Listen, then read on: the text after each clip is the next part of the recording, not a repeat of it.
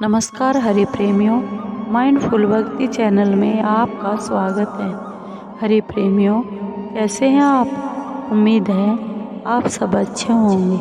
आइए आज का प्रसंग शुरू करते हैं। कलयुग क्यों है सभी युगों में सर्वश्रेष्ठ? जानिए पौराणिक कथा क्या कहती है इसके बारे में। हरि प्रेमियों, वीडियो को अंत तक जरूर देखना।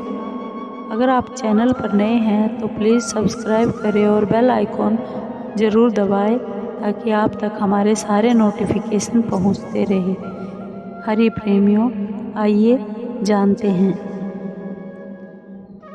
हिंदू धर्म में समय के काल खंडों को 4 युगों में अर्थात सतयुग, त्रेतायुग, द्वापर और कलयुग में बांटा गया है, जिसमें कलयुग को मानव जाति का सबसे श्रापित युग कहा गया है। लेकिन क्या आप यह जानते हैं कि विष्णु पुराण में महर्षि व्यास जी ने कलयुग को सर्वश्रेष्ठ युगों में से एक बताया था। उनका ऐसा कहने के पीछे क्या तर्क था और कलयुग को सर्वश्रेष्ठ कैसे बताया गया, आज हम जानेंगे इस बारे में। एक विष्णु पुराण से ली गई कथा। वेद व्यास जी के अनुसार विष्णु पुराण के 6ठे अंश के अध्याय 2 में वर्णित आज की इस कथा के अनुसार एक दिन महर्षि व्यास गंगा नदी में स्नान कर रहे थे। तभी कुछ ऋषिगण वहां पहुंचे और उन्होंने देखा कि व्यास जी नदी में डुबकी लगाकर ध्यान कर रहे हैं। यह देखकर वे ऋषिगण नदी तट पर एक वृक्ष के नीचे बैठ गए। फिर कुछ समय बाद महर्षि व्यास जब ध्यान से उठकर जल में खड़े हुए तब वे कहने लगे कि युगों में कलयुग, वर्णों में शूद्र और इंसानों में स्त्री श्रेष्ठ है। ऐसा कहकर उन्होंने जल में फिर से एक डुबकी लगाया और फिर कुछ समय बाद बाहर निकल कर बोले, शूद्र तुम श्रेष्ठ हो, तुम धन्य हो। यह कहकर महामुनि फिर से जल में मगन हो गए और फिर जल से निकल कर बोले, स्त्रियां ही साधु हैं और उनसे धन्य कोई नहीं है। गंगा तट पर वृक्ष के पास बैठे हुए ऋषियों ने जब यह सुना तो उन्हें बहुत आश्चर्य हुआ और फिर वे सभी आपस में बात करने लगे कि अब तक तो हम लोगों ने सुना था कि युगों में कलयुग श्रापित युग है और जातियों में ब्राह्मण ही श्रेष्ठ है, तो फिर व्यास जी ऐसा क्यों कह रहे हैं? तब फिर उनमें से एक ऋषि ने कहा, इस प्रश्न का उत्तर सिर्फ व्यास जी ही दे सकते हैं। तो कुछ समय बाद व्यास जी जब उन ऋषियों के पास पहुँचे तब उन ऋषियों ने इस प्रश्न का उत्तर व्यास जी से मांगा।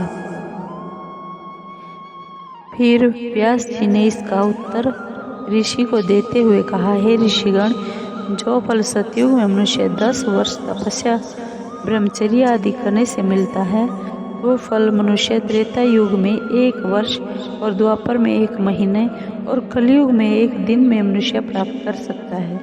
इस कारण ही मैंने कलयुग को सर्वश्रेष्ठ कहा है। वहीं जो धर्म सतयुग में त्याग, त्रेता में यज्ञ, द्वापर में देवार्चन से प्राप्त होता है, वही कलयुग में प्रभु की भक्ति और कीर्तन मात्र से मिल जाता है। कलयुग में मनुष्य एक छोटे से परिश्रम से सफलता हासिल कर सकता है, इसलिए मैंने कलयुग को श्रेष्ठ कहा। इसके बाद आगे वेद व्यास जी कहते हैं कि कलयुग में शूद्र कैसे श्रेष्ठ है, मैं आप सब से कहता हूँ।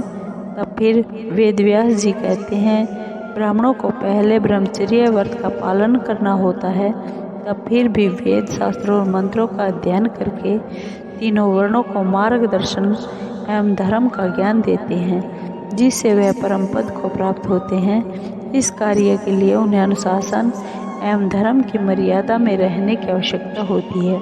लेकिन अब कलयुग में बहुत से ब्राह्मण इन मर्यादाओं का पालन नहीं करते हैं, इसलिए उसे परम पद की प्राप्ति जल्दी नहीं होती है। लेकिन आज इस कलयुग में ऐसे वर्ण हैं जो इन मर्यादाओं उन पर लागू नहीं होती, वे हैं शूद्र। शूद्र वर्ण कलयुग में द्विजों और अन्य वर्णों की सेवा करने से ही उन्हें परम लोक की प्राप्ति कर लेगा। इसलिए मैंने शूद्र को कलयुग में मनुष्य में सबसे श्रेष्ठ कहा। कलयुग में स्त्रियां ही साधु हैं। उसके बाद वेदव्यास भी स्त्रियों के बारे में कहते हुए बतलाते हैं कि स्त्रियां ही कलयुग में साधु है। ऐसा इसलिए वेदव्यास जी कहते हैं कि कलयुग में अधर्म का साम्राज्य अधिक होगा और लोग अपने धर्म का पालन सही से नहीं करेंगे। कलयुग में कई स्त्रियां ऐसी भी होंगी जो अपने पतिव्रत धर्म का भी सही से पालन नहीं करेंगी। ऐसे में जो स्त्रियां अपने पतिव्रत धर्म का पालन एवं अपने परिवार का धर्म पूर्वक सेवा भाव करेंगे, उन्हें ही परम पद की प्राप्ति होगी, जो कलयुग में सभी स्त्रियों के लिए संभव नहीं होगा। इसलिए मैंने स्त्रियों को साधुओं के समान धर्म पूर्वक कर्म करने वाला कहा है। हरि प्रेमियों, आपको ये वीडियो कैसी लगी?